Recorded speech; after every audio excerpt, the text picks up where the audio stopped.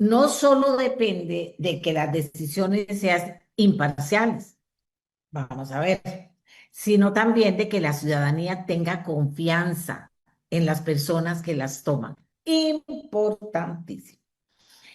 Con ese argumento, una diputada de Pueblo Soberano, María Isabel Camareno, presentó un proyecto de ley que busca impedir que los magistrados suplentes ejerzan la abogacía o el notariado en asuntos que puedan ser conocidos por la Sala de la Corte Suprema de Justicia para la cual fueron nombrados y que cuando un magistrado suplente sea llamado a integrar la sala, suspenda de inmediato el ejercicio profesional durante todo el tiempo que ocupe algún cargo o ese cargo, perdón.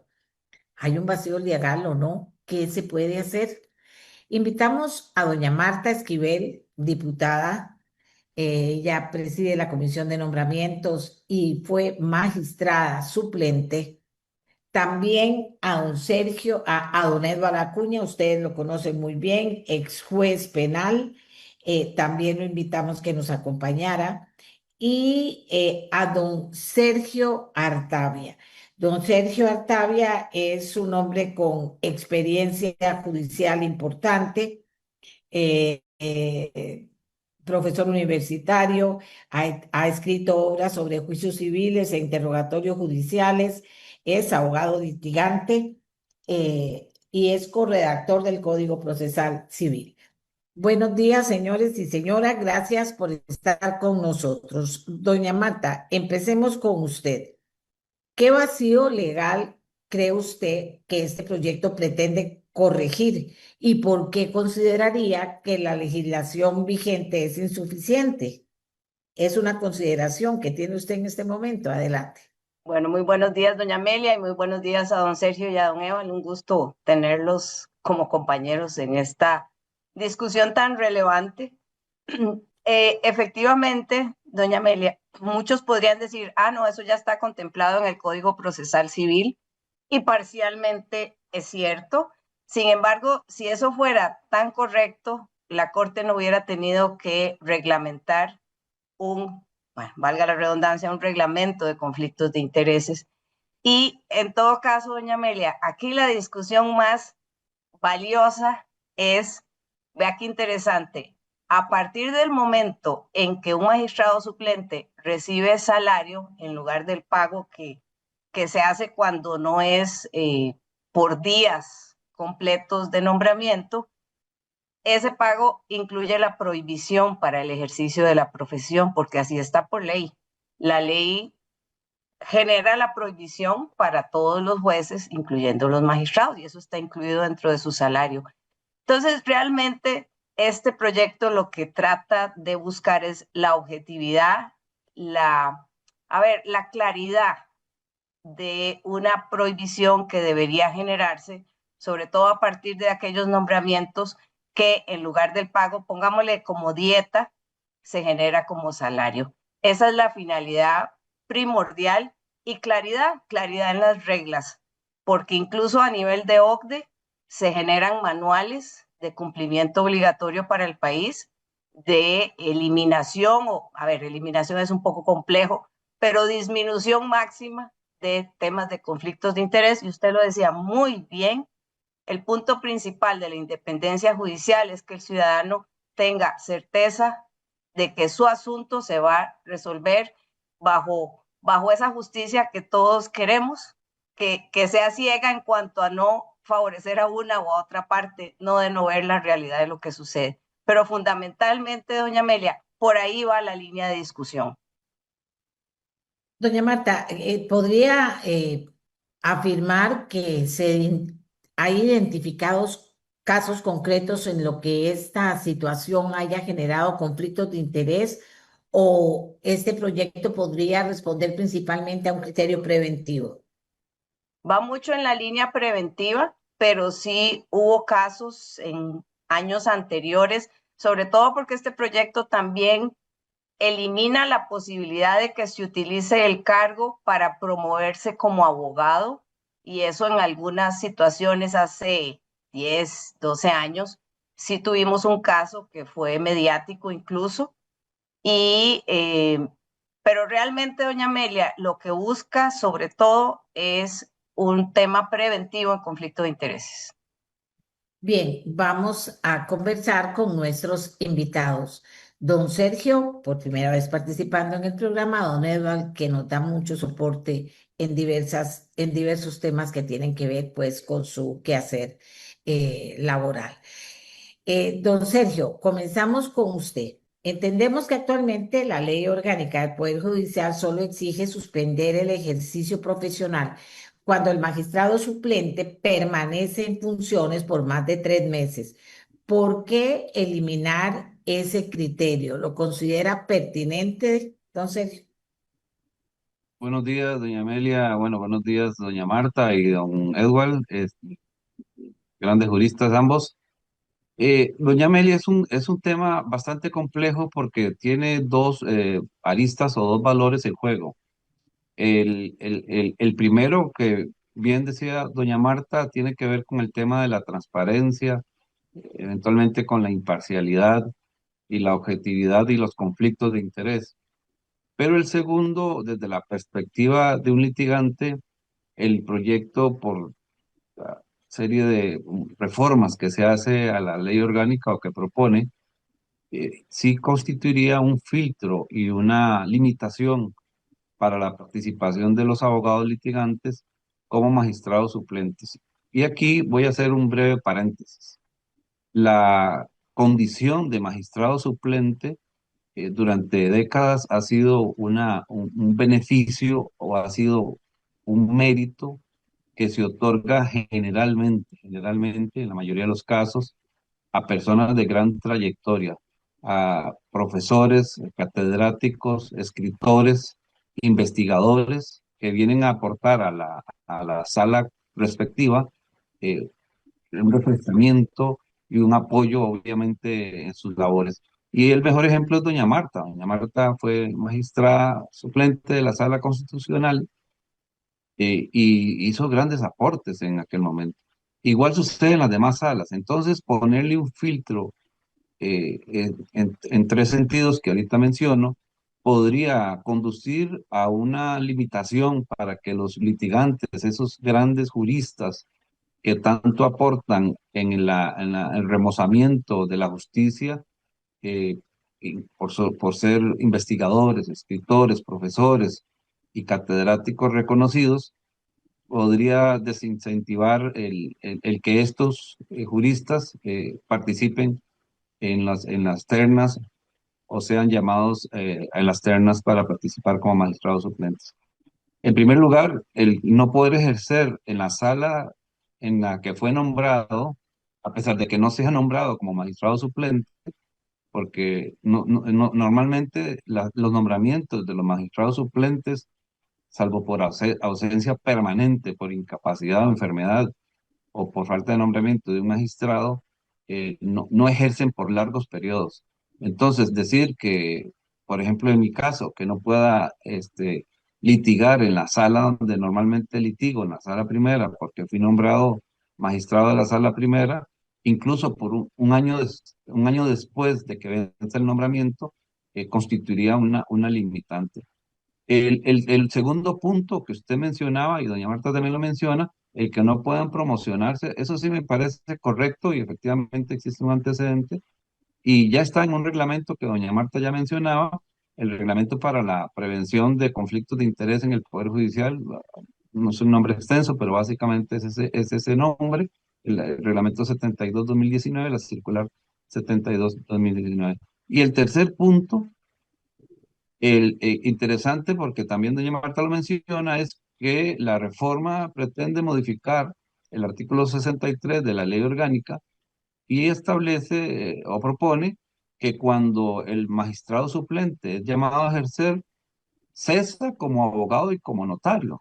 Es decir, si es llamado a ejercer por un día, por una semana, que es lo normal, en la mayoría de los casos no supera una semana, a veces excepcionalmente 15 días por vacaciones o por una incapacidad del magistrado propietario, quiere decir que en ese tiempo tampoco puede ejercer. Yo creo que esta podría ser útil, esta propuesta sí podría ser útil y no, y no veo que sea inconveniente que efectivamente, si el magistrado es llamado por varias semanas a ejercer y se le está pagando por eso, y se le paga prohibición, esa parte debo admitirlo que no lo sabía, ahí sí me parece que podría ser suspendido, que se suspenda en el ejercicio profesional de su profesión para que se dedique a tiempo completo, lleno, al nombramiento que meritoriamente se le ha hecho. Don Eduardo Acuña, adelante. Buenos días, doña Amelia. Un saludo a usted, a don Sergio, a doña Marta y a toda su audiencia. A ver, yo creo que el proyecto va en la línea correcta en el sentido de que el ejercicio de la magistratura es prioritario respecto al ejercicio profesional privado. Debe haber una actitud ética y en este sentido, digamos, las preocupaciones de don Sergio son válidas de que de alguna manera limita la participación de abogados litigantes. Pero el problema está en que no se puede ser juez o magistrado durante un plazo y luego sus compañeros de trabajo van a conocer de sus argumentos en recursos inmediatamente. Eso presenta efectivamente un conflicto de interés que tiene que ser zanjado de alguna manera. El defecto que sí le encuentro al proyecto es que de alguna manera fomenta todavía más la endogamia en el nombramiento de las suplencias, porque para efectos prácticos y siguiendo el argumento de don Sergio, quienes podrían ser entonces magistrados suplentes serán jueces del Poder Judicial y no abogados litigantes por las, digamos, los obstáculos que se le están generando. Creo que hay que afinar el lápiz, como proyecto que es para mejorar, que las preocupaciones de don Sergio son válidas, que hay que tener claro que lo que se debe evitar son los conflictos de interés y esa, digamos, puerta giratoria. En un momento estoy del lado de la magistratura y en otro momento estoy del lado de la litigación. Es problemático, y de alguna manera hay que buscar cómo prevenirlo sin fomentar, desde mi punto de vista, puedo estar equivocado, la endogamia que no es sana para ninguna institución. Doña Marta, ¿podemos seguir con el hilo de la conversación, por favor? Claro que sí, y valiosísimos los aportes, doña Amelia. Aquí algo que desde mi experiencia fue muy valioso, efectivamente la participación de los litigantes es importante en todas las salas y sobre todo en la sala constitucional por una razón, o sea, el litigante está viendo eh, y sintiendo la problemática de cada una de las respectivas salas. Entonces, la problemática no solo en cuestiones de fondo, de no analizar otras aristas que tal vez un litigante tiene más facilidad en algunos momentos. La academia también es importante, sin que sean exclusivas, ¿verdad? Perdonen el tren, pero aquí hace un bullón, No, no no me te... deja hablar el tren. Mm. Entonces, yo creo que efectivamente este es un tema para discusión, es una discusión que pasa muchas veces, ¿verdad? Cuando se vino el problema de Celso y por eso se genera este reglamento de conflicto de intereses, eh, se generan, digamos, acciones, pero no se sigue la discusión hasta el fondo. Por ejemplo, habría que ver la posibilidad de que si se nombra hasta por 3 días un magistrado suplente, que le paguen diferenciado un salario para no verlo como un salario. Sin embargo, ahí hay que tener mucho cuidado porque las sustituciones por lo general se hacen, a ver, o sobre expedientes específicos, que ahí no se pagan salarios, o por días, cuando ya hay algún magistrado que hay que llegar a sustituir por alguna situación, por un viaje, por una enfermedad, que es diferente. Yo creo que la discusión lo amerita, ¿verdad? Es un tema muy valioso porque efectivamente si se le paga el salario que incorpora la prohibición del ejercicio, que es una obligación para jueces y magistrados, Entonces, hay que valorar eso. Y en todo caso, o sea, como lo decía muy bien don Sergio, el ejercicio de la magistratura es complejo. O sea, hay momentos donde usted requiere más de 10, 11 horas de trabajo para poder revisar todo lo que se lleva a votación y a veces hasta más, ¿verdad?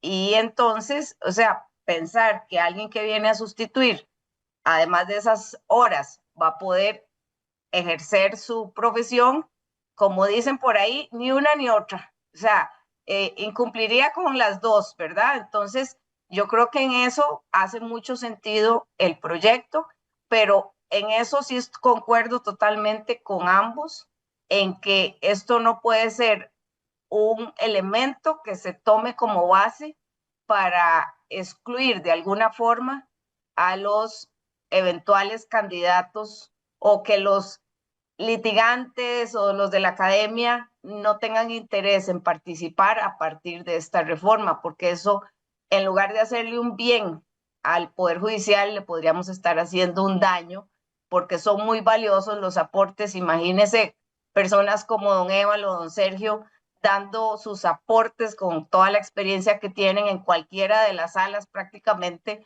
Entonces, ahí tenemos que manejar un equilibrio de estos temas y ojalá poder contar incluso con los apoyos de don Eval y don Sergio en esta reforma que se inicia a partir de hace como 10 días y que de verdad lo que busca es ese elemento de transparencia. Yo creo que al final de cuentas eso es lo que tenemos que perseguir si realmente queremos una transformación del Poder Judicial y que estos temas se pongan en la mesa y empecemos a discutirlo correctamente para después no estar aquí dentro de 3, 4 meses discutiendo un problema que se generó a partir de una no previsión de un conflicto de intereses, porque claro, ahora lo tenemos de manera reglamentaria a lo interno del Poder Judicial, pero todos sabemos que estos temas, sobre todo si van a generar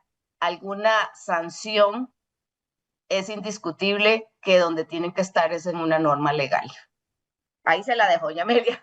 No, para que sigamos el hilo con don Sergio Artavia, que no me están agregando aquí, que don Sergio representa a la Asociación de Abogados Litigantes de Costa Rica. Don Sergio, seguimos la conversación con el mismo hilo para cerrar ese y abrir otro. Muy interesante, doña Amelia, porque además de eso, estamos a la par de dos gigantes, entonces los argumentos tienen que ser súper sólidos. Y vamos a ver, para esto hay que hacer un poco de historia. En los años 90 se le prohibía a los jueces de carrera ser magistrados suplentes. No había, no era claro y no se les nombraba. Y entonces en aquella época estuvimos de acuerdo, los diferentes instituciones o actores, en que tenía que abrirse los procesos de magistrados suplentes a los jueces. Y ha sido muy exitoso, ¿verdad? Y efectivamente, la observación que hacía don Edward a la endogamia judicial, eh, el contrapeso es precisamente la posibilidad de nombrar litigantes. ¿Por qué? Porque en efecto, a partir de esa apertura de finales de los años 90, para nombrar a jueces de carrera como magistrados suplentes, ha habido grandes nombramientos. Y, de hecho, en la sala civil recuerdo nombramientos de grandes jueces de carrera, muchos de ellos estudiados en el extranjero, con muchos años de experiencia y han hecho un gran aporte. Pero sin embargo, sí, se consideró en aquel momento, en las discusiones que hubo, que sí tenía que haber un contrapeso para que también siguieran los litigantes optando, proponiéndose como magistrados suplentes. Y la razón ahora podría revertirse, porque como bien dice don Edward, ese tipo de filtro, si no se precisa del proyecto, podría conducir a que se excluyan ya per se a los abogados litigantes. ¿Y por qué alguien opta por ser un abogado litigante? ¿Por qué opta y presenta su candidatura cuando se abren esos concursos en las diferentes salas. Yo creo que por un tema, primero un tema de mérito, segundo, porque está queriendo hacer un aporte a la academia. No conozco ningún magistrado suplente en todos estos años que haya optado por esa condición por un tema de remuneración, porque como bien dice doña Marta, salvo los nombramientos prolongados, en muchos casos, es más, ni siquiera eh, uno revisa si se le depositó o no la suplencia de unos expedientes, de unos días, de una semana. Ese es el tercer argumento. El cuarto argumento es que el 98, 99% de las veces el nombramiento es por días, doña Amelia.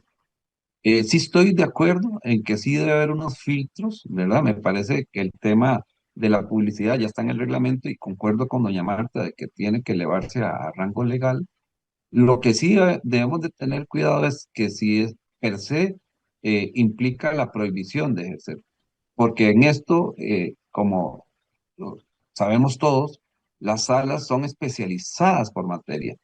Y si yo concurro a la sala primera como candidato de magistrado suplente, es porque soy experto en alguna de las materias. Es decir, yo probablemente en la sala segunda o en la sala tercera menos, porque es una materia penal que nunca he ejercido, no puedo optar o no puedo presentarme como magistrado para esa sala cuando no es mi materia fin.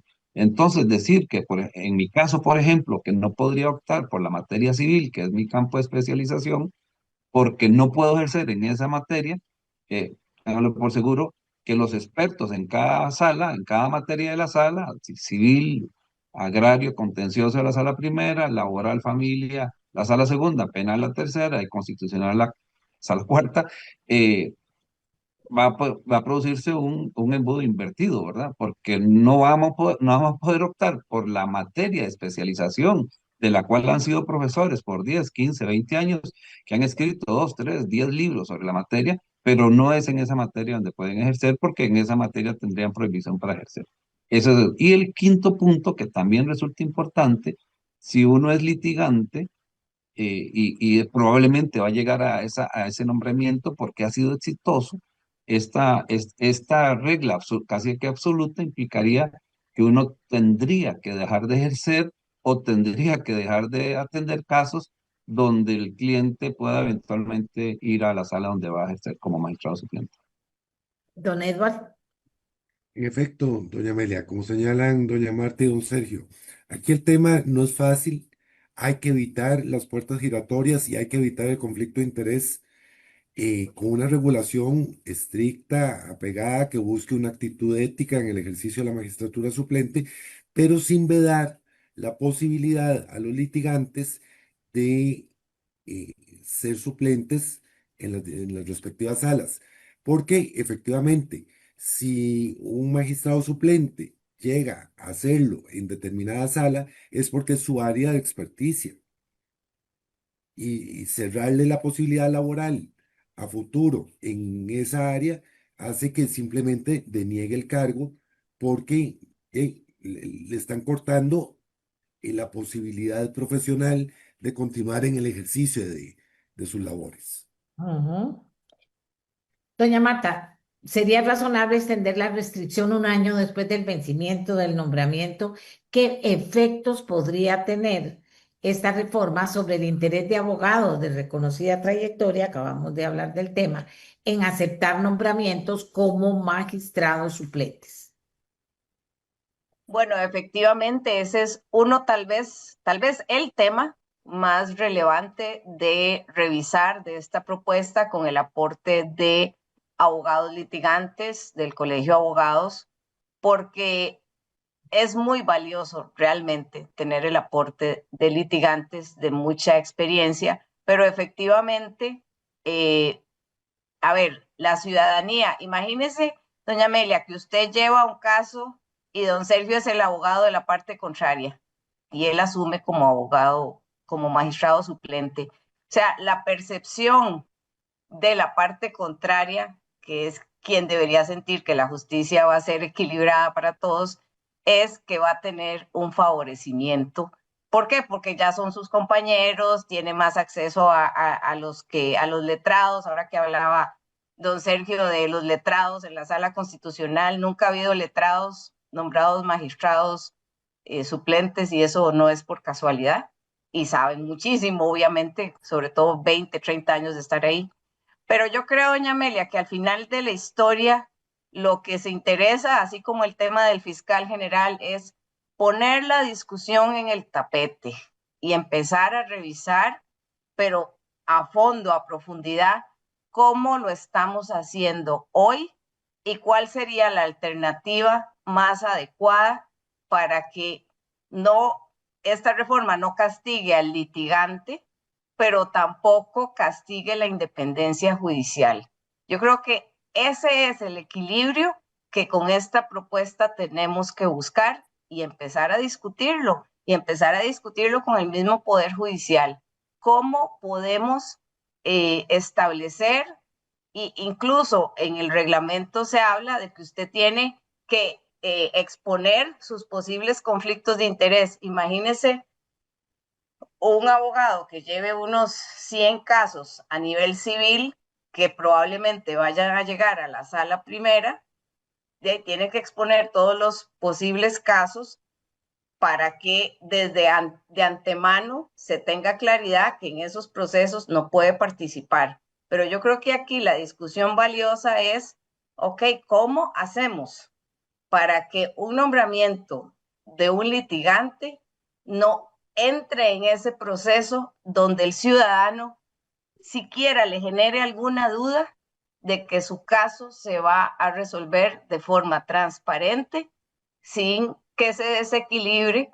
Porque lo peor que le puede pasar a un ciudadano es sentir que la decisión a favor o en contra fue motivada porque una de las partes tenía más poder a lo interno de la sala respectiva. Eso es lo que entre todos tenemos que cuidar y proteger, porque al final de cuentas, ese es el valor más grande que tiene el Poder Judicial y el principio de justicia.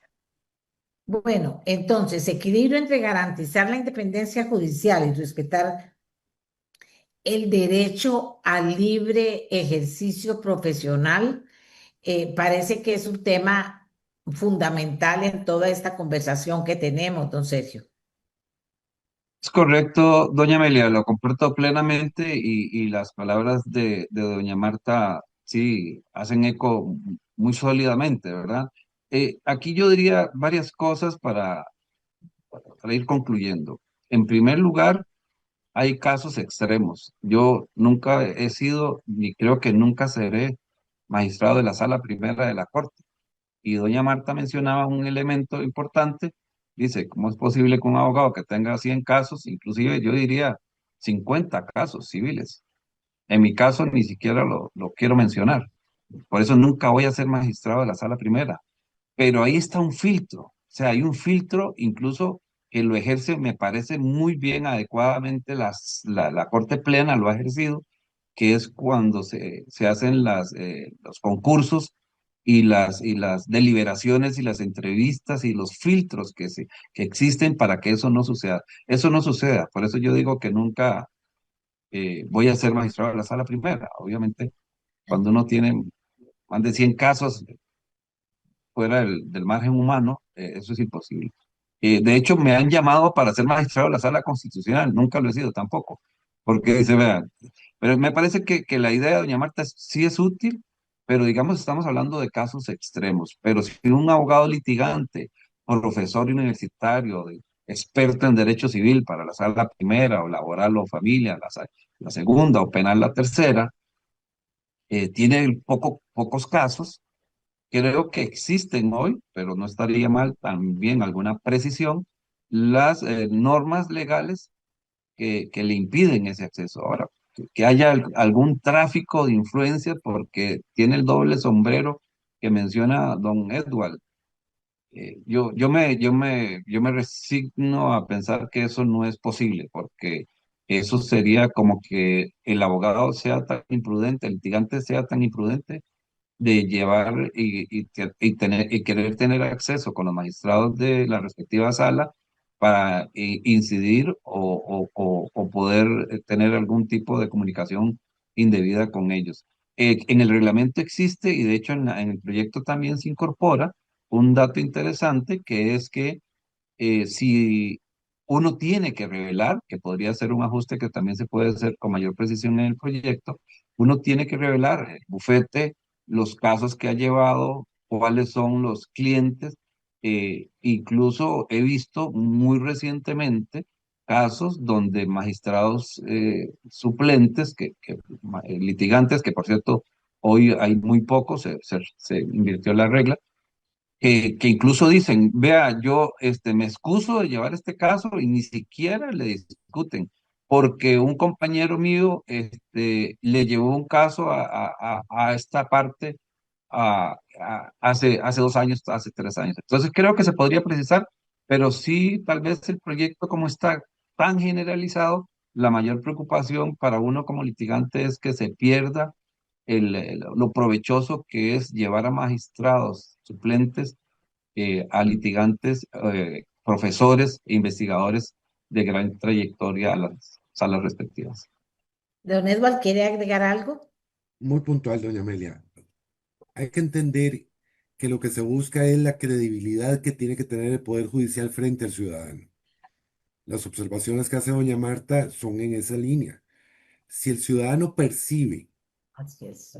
que hay un riesgo de juego de poder, independientemente de que exista o no, se está afectando la credibilidad del Poder Judicial. Y en esa línea, ese pasar de un lado para el otro es lo que hay que definir con reglas claras, cuándo sí, cuándo no, de manera que el ciudadano no perciba que hay un riesgo de sesgo, de favorecimiento hacia la magistratura suplente. Doña Marta, ¿esta reforma debería aplicarse únicamente a magistrados suplentes o también abrir la discusión sobre otras figuras del poder judicial? Por ejemplo, ¿qué otras medidas podrían fortalecer transparencia y credibilidad en el sistema de nombramiento judicial? Es que eso es todo un tema. Recuerde que en este momento el gran tema es, por ejemplo, la primera parte de toda esta historia, que es elección de magistrados suplentes. Efectivamente, doña Amelia, hay mucho más que tenemos que hablar de estos temas. Y bueno, yo ya lo he dicho, ya tengo redactado un proyecto de ley anti-lobby, pongámosle el nombre anti-lobby, pero claro, enfocado al tema de nombramientos de la Asamblea Legislativa, y conversando con ustedes, yo creo que debemos extenderlo más, debemos extenderlo también al nombramiento de la judicatura, porque de verdad que el antilobby debe ser eh, la norma primaria. Usted no puede elegir a alguien porque vaya a tocarle la puerta y ahora sí lo conozco y usted no sabe qué más, ¿verdad? Entonces, yo quería comentarles a los compañeros, a don Sergio y a don Eval, y a usted, doña Amelia, que yo sí considero, se los digo muy honestamente, espero que uno de los legados que yo deje a nivel de la Asamblea Legislativa sea que la elección de cualquier puesto a nivel de asamblea, y ojalá más allá, sea con fundamento en la formación académica, los principios y valores de las personas, y no porque fue a tocar más puertas de diputados o de los mismos magistrados, todavía que ahora algunos designan, porque yo creo que ahí le hacemos un gran daño a la legitimidad de los nombramientos. Y yo al ingreso de la próxima semana ya lo estaré presentando, pero ahora escuchándolos, yo me cuestionaba también si ese anti-lobby no debería ampliarse incluso a los nombramientos de jueces y que no toquen puertas a nivel de magistrados o del Consejo Superior inclusive. Yo creo que el país tiene que volcarse hacia una verdadera transparencia, que no sea solo una bonita palabra, sino que sea demostrable con las acciones que vamos tomando desde la Asamblea Legislativa. Don Sergio, siguiendo el hilo, pero hay un aporte nuevo que hace doña Marta con la posibilidad de este proyecto que presentaría. Le, le acepto el debate, doña Marta, pero eso, doña Amelia, tiene que ser como para 3 sesiones más. Es un Ah, tema súper interesante, súper preocupante, es un tema recurrente incluso a nivel de foros nacionales o internacionales, es un tema que está en el debate.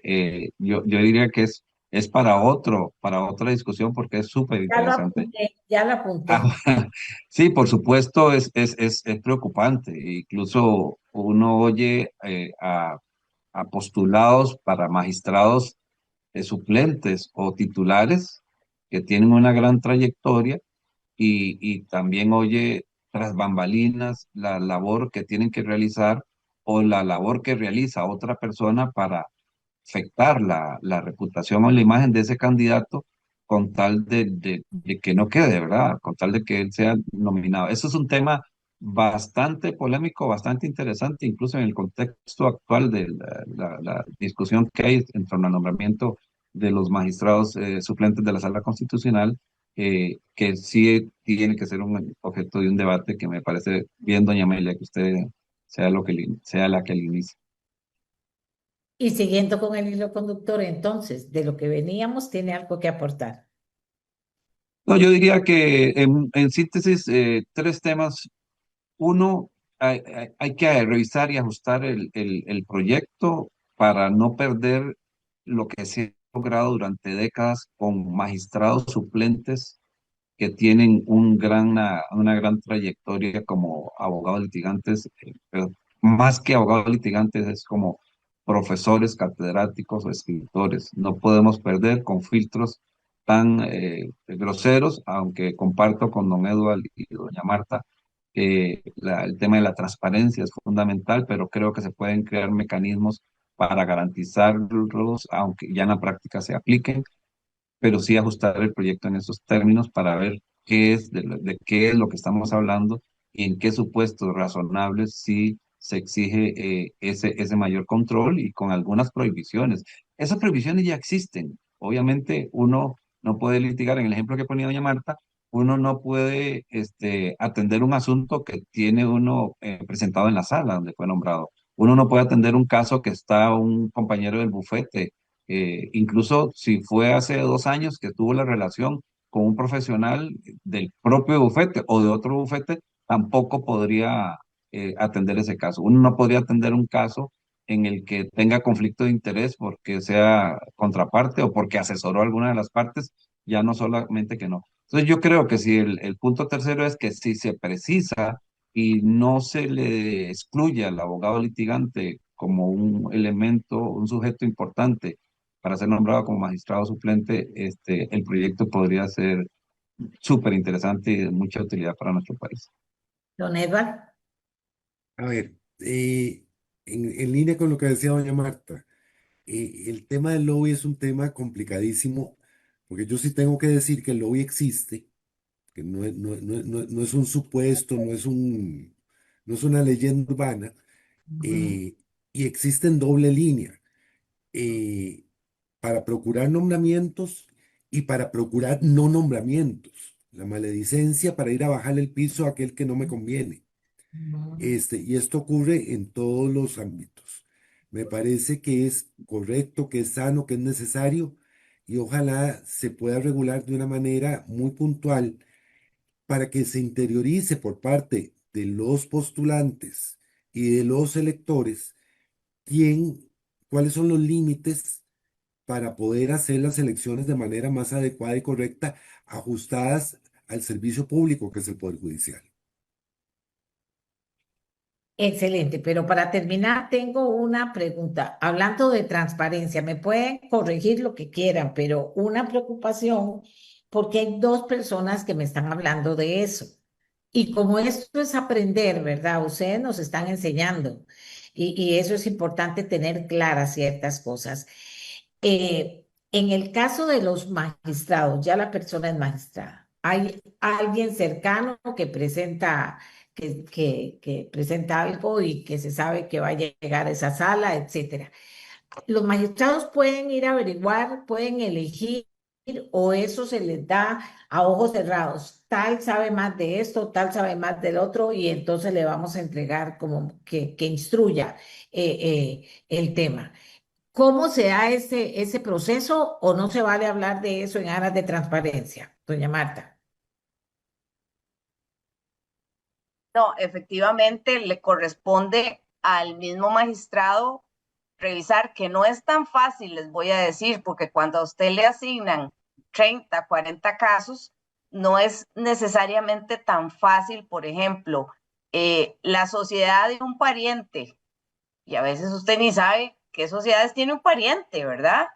Y, o sea, realmente no es tan sencillo y eso se presta para que se den cosas que posteriormente pueden generar una denuncia. Entonces, por lo menos de mi experiencia en la sala, ya prácticamente el magistrado no solo tenía que revisar todo, generalmente se daban alertas, porque sí teníamos que dar una lista de todos los parientes, de, por ejemplo, sociedades en las que se tuviera, pero realmente es muy complejo y los compañeros me pueden entender esto, ¿verdad? Tener un control de las sociedades de los familiares, inclusive, ¿verdad? Sobre todo cuando, en mi caso, por dicha, no tienen tantas sociedades, pero si usted me pregunta cuáles son las sociedades de una tía, de un tío, de un primo, ni idea, ¿verdad? Y hay parientes que uno ni los ve, pero siguen siendo parientes, ¿verdad? Entonces, no es tan fácil y yo creo que esta discusión nos permite también tener un límite, porque hay situaciones muy particulares que solo en el día a día usted los va detectando. Entonces, realmente, doña Amelia, yo creo que aquí lo valioso es poner las reglas muy claras para que los magistrados suplentes de cualquier escenario, no solo litigantes, porque eso también aplica a los jueces que asumen como magistrados suplentes y que tienen prácticamente que tener el ABC de todas las sociedades, y ahí no se vale decir no sabía. Desgraciadamente ahí no se vale decir no sabía, no lo conocía, y ahí tendrá que tocarle las puertas a todos los parientes y decirle, dígame cuáles son sus sociedades, y cuando usted abra una nueva, avíseme para generar una transparencia más clara de todos estos procesos. Pero don Sergio y don Eval pueden ratificarlo, o sea, realmente a uno como magistrado, hacer el listado, yo me acuerdo cuando yo lo tuve que hacer y yo decía, ay Dios, ¿qué tendrá, qué sociedades tendrá mi tía, mi tío? Incluso hasta los mismos hermanos, o sea, uno no está metido en la actividad profesional de ellos en el día a día, pero bueno, estas funciones nos obligan a tener como el inventario presente, pasado y futuro para no incurrir en esas situaciones, pero fácil les puedo asegurar que no es. En otras palabras, un magistrado no puede elegir. Yo no hablo, aquí la persona ya me está corrigiendo, no No, eso no se puede elegir, las personas. Ah, bueno, porque me no dice, puede no, no, elegir. A este usted se lo asignan, magistrado, a usted se ah, lo ok, asignan. ok, eso es lo que me interesa aclarar porque dice, no, no, doña Amelia, así no es. Es si hay alguien político importante relacionado con algo político importante, con algo presentado ante una sala, y cómo se llama, y si un magistrado puede decir, esto me lo dieron, pero prefiero que no porque soy de ese partido, porque estoy muy ligado a gente muy arriba de ese partido. A eso es lo que se refería a la una de. Lo que pasa, y puedo tal vez entenderlo, y que se dio en algún momento, que incluso estando yo ahí, se cuestionaba, es el uso excesivo de las inhibitorias. Entonces, sobre todo cuando llegaban temas muy complejos, lo viví en corte plena incluso, las personas, algunos de los magistrados, presentaban inhibitorias y vean qué interesante, en muchos casos les eran rechazadas. Entonces, ahí se torna el tema de, bueno, expuso, abrió, digamos, su nexo, y uno de los más complicados, y don Sergio y don Eval, es la amistad. Hasta dónde llega el tema amistad. Una foto en Facebook, fui a una fiesta de cumpleaños y nunca más lo volví a ver, pero el tema de amistad, ¿qué es amistad? ¿Verdad? Para todos nosotros el término amistad es muy diferente. Entonces, yo insisto, creo que es un tema que vale la pena empezar con esta discusión que es súper sabrosa en el sentido de todas las cosas que tenemos que mejorar para enfocarnos en la transparencia. Don Sergio, estamos cerrando ya. Sí, sí, sí, doña Amelia, es que usted ha puesto la sal sobre la llaga y el limón también hoy. Sí, ese es otro tema muy polémico. Yo coincido con doña Marta. Los filtros que existen y los procedimientos que existen en dos supuestos que son muy diferentes. El primer supuesto para el nombramiento de un magistrado suplente es un sistema que ya no depende de dedo. En los años 90 era de dedo. El presidente de la sala llamaba, no, no, los últimos 25 años se ha trabajado y ahora sí existe un sistema riguroso, ¿verdad?, de nombramientos de los suplentes en orden riguroso. Y ahí igual, si se nombra y tiene conflictos, se tiene que inhibir. Ese es el primer supuesto. Y el segundo supuesto es difícil también, doña Amelia, que ese suceda, pero tampoco lo puedo descartar. Yo quisiera morir y pasar a la otra vida sin ver un caso de esos en que uno diga, aquí está la prueba de que alguien, un magistrado tomó un caso y lo resolvió porque es efectivamente, como dice doña Marta, amigo íntimo, juega tenis, juega pádel, juega fútbol, mejengas, o va a tomar licor una vez a la semana, una vez cada 15 como un litigante, ¿verdad? Yo desearía que eso no pasara mientras esté en vida y no tener que explicarle a mis hijas que eso pasó. Don Edward, ¿qué le ha parecido, Gracias. don Edward? Usted que ha sido, lo llamo muchas veces en el programa para que nos ayude con su conocimiento. ¿Qué le ha parecido todo esto de que hemos hablado? Bueno, al final puse esa inquietud. Interesante y necesario, doña Amelia. Ok, El Poder Judicial está en crisis, por lo menos la mayoría lo vemos así. Algunos optan por meter la cabeza en el hoyo y decir que aquí no pasa nada. Pero hay que revisar y hay que eh, mover las ramas del árbol para ver cómo mejorar. Ahora, en la preocupación esta de sus oyentes, el sistema de asignación de expedientes es un sistema automático, no hay posibilidad de manejo personal. eh, y aquí eso tiene que quedar claro. Pero me parece que las propuestas de doña Marta, las observaciones de don Sergio, van en la línea precisamente que hay que mejorar el sistema de administración de justicia y no hay que tenerle miedo a las discusiones. perfecto. Para mí valiosa su opinión.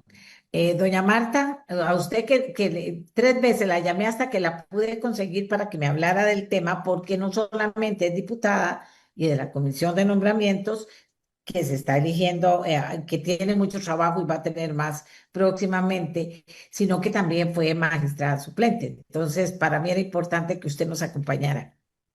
Muchísimas gracias, doña Amelia, y un gusto y un placer estar acá. Bueno, y espero que podamos seguir con estas discusiones muy valiosas. Creo que el país requiere estos análisis críticos, ¿verdad?